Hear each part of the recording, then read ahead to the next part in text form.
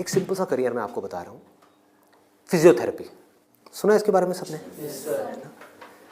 अभी कुछ दिन पहले मेरी नेक में थोड़ा सा पेन हुआ, मैंने गूगल पे जा करके सर्च किया physiotherapy services at home in my area. Locality मैं नहीं बताऊंगा, नहीं तो लोग मेरे घर आ जाएंगे।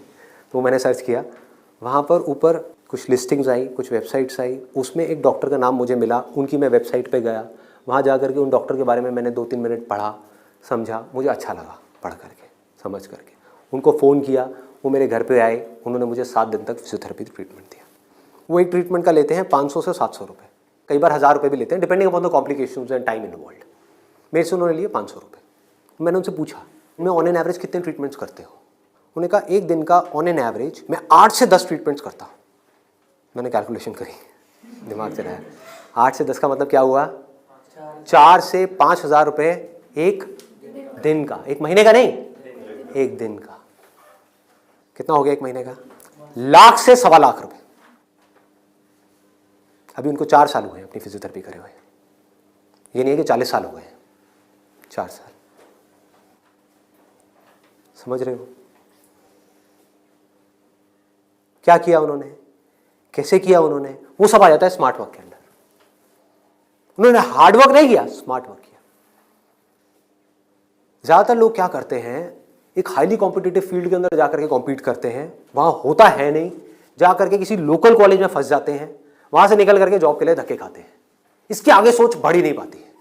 जॉब नहीं मिल रही तो दुखी हो जाते हैं, उसके बाद में जब बहुत टाइम तक जॉब नहीं मिल रही होती तो जो भी जॉब होती है, जैसी भी जॉब होती है, कर लेते हैं। होता है प्रैक्टिकली ऐसा है? नहीं होता है। पढ़ाई करिए किसी फील्ड में, जॉब कर रहे हैं किसी और फील्ड में, मतलब कि वो पढ़ाई करी वो बेकार हो गई। स्मार्ट वर्क किसे कहते हैं?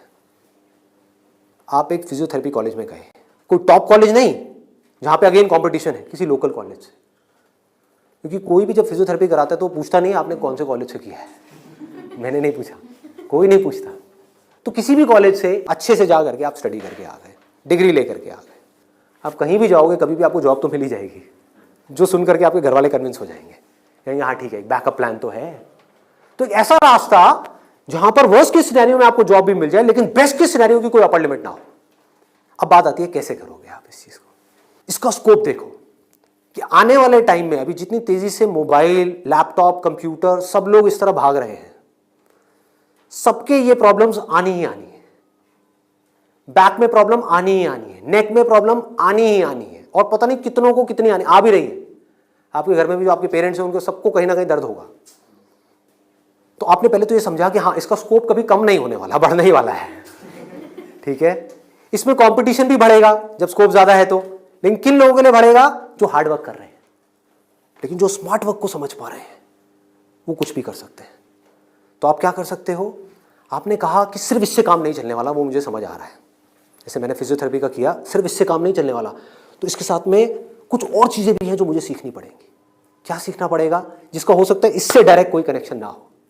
1 महीने का छोटा सा कहीं से वेबसाइट डेवलपमेंट का कोर्स कर लिया, और ऑनलाइन मार्केटिंग का, कि ऑनलाइन मार्केटिंग कैसे करते हैं। गूगल में जब भी आप कुछ सर्च करते हो तो वहां पे एड्स आती हैं, उसको बोलते हैं गूगल एडवर्ड्स। ये किस तरह से काम करता है? आपने कहा ऑनलाइन मार्केटिंग मैंने सीख ली, उसके अलावा मुझे अपनी कम्युनिकेशन स्किल्स पे काम करना होगा। क्योंकि अगर मैं कहीं जा रहा हूं, किसी से बात कर रहा हूं और मैं बेवकूफ लग रहा हूं बात करने में, तो कोई मुझे दोबारा क्यों बुलाएगा? तो आपने क्या किया?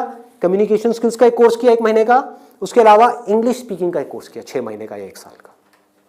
इस सबसे हो क्या रहा है?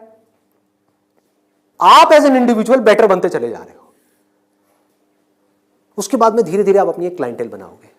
शुरू में मान लो आपको दिन में 2 या 4 लोगों ने बुलाया, वर्स्ट केस सिनेरियो मान लो ना, घर से आप ऑपरेट कर रहे हो, अभी आपने कोई अपना क्लिनिक नहीं बनाया है, घर से आप ऑपरेट, और ये कोई थ्योरेटिकल बात नहीं है, ऐसे बहुत सारे लोग हैं जो ऑलरेडी ये काम कर रहे हैं, बहुत लोग कर रहे हैं।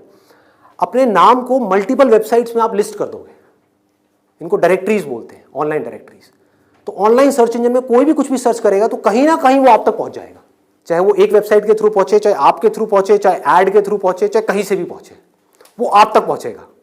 अगर उनको आपने सेटिस्फाई कर दिया, अपनी बातों से भी, अपने ट्रीटमेंट से भी, ईमानदारी से, जेन्युइनली अच्छा ट्रीटमेंट कर दिया, तो वो क्या करेंगे?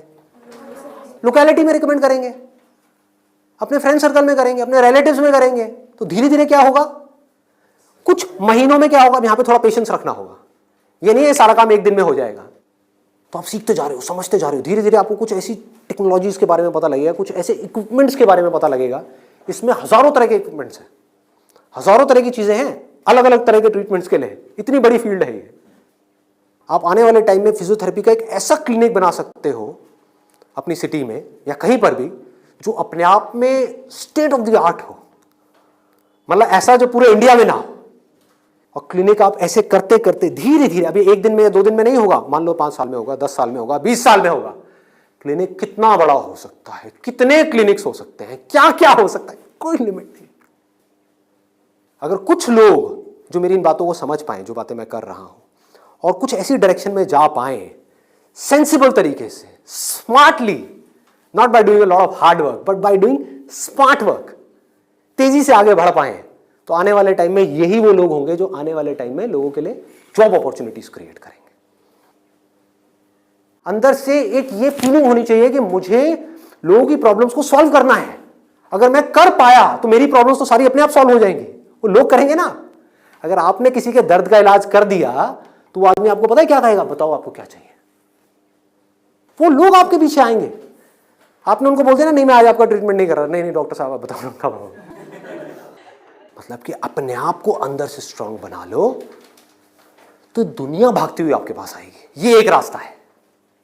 एक है अंदर से तो स्ट्रांग बनो मत और दुनिया के पीछे भागते रहो। भैया मेरा कुछ हो सकता है, भैया मेरा कुछ हो सकता है, भैया कहीं लगवा दो, जॉब लगवा दो, भैया ये भैया वो भैया वो। अरे काहे का भैया, समझे? ये एटीट्यूड चाहिए। ढंके की चोट पे आप काम करो। मैंने लाइफ में जो भी काम किया है बिल्कुल एटीट्यूड के साथ किया है। ये मैं कर रहा हूं, आपको चाहिए तो लो, नहीं चाहिए तो आगे बढ़ो। Does not make any difference to me, क्योंकि मैं जो कर रहा हूं आई बिलीव इन इट। मैं कोई भीख नहीं मांग रहा हूं आपसे। और बहुत सारे लोग होते थे जिनको मैं मना कर देता था, जब मैं नहीं कर रहा तुम्हारा शूट, और वो जा करके 4 लोगों को पकड़ के ले आते थे, ये बंदा जेन्युइन है, इसमें दम है ना बोलने का। वो दम कहां से आता है? सोच से आता है। सोच को खोलो, बंद करके इसमें मत रहो, फाड़ दो। और फिर भी रहना है तो आपकी चॉइस है।